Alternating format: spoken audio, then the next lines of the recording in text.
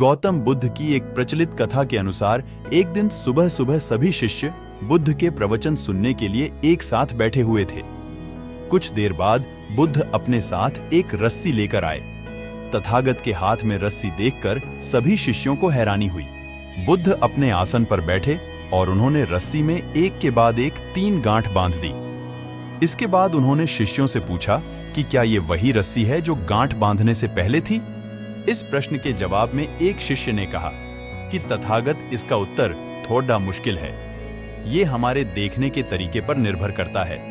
एक तरह से तो रस्सी वही है, इसमें कोई बदलाव नहीं है। एक अन्य शिष्य ने कहा कि अब इसमें 3 गांठें लगी हुई हैं, जो कि पहले रस्सी में नहीं थी। इसे बदला हुआ भी कह सकते हैं। कुछ शिष्यों ने कहा कि वास्तव में मूल रूप से रस्सी वही है, लेकिन बदली हुई दिख है, लेकिन इसका मूल स्वरूप बदला नहीं है। शिष्यों की बात सुनकर बुद्ध ने कहा कि आप सभी सही बोल रहे हैं। अब मैं इन गांठों को खोल देता हूं। ये बोलकर बुद्ध रस्सी के दोनों सिरों को खींचने लगे।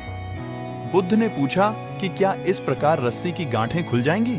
सभी शिष्यों ने कहा कि नहीं, ऐसा करने से तो गांठें और ज्यादा कस जाएंगी। इन्हें खोलना और मुश्किल हो जाएगा।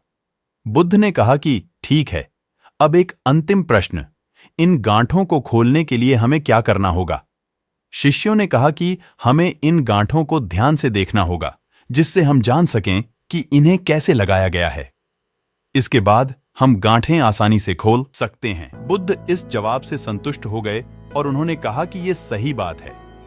हम परेशानियों में फंसे रहते हैं और बिना कारण जाने ही उनका हल खोजने लगते हैं, जबकि हमें पहले समस्याओं के मूल को समझना चाहिए। जब समस्याओं की वजह समझ आ जाएगी तो उन्हें सुलझाना बहुत ही आसान हो सकता है।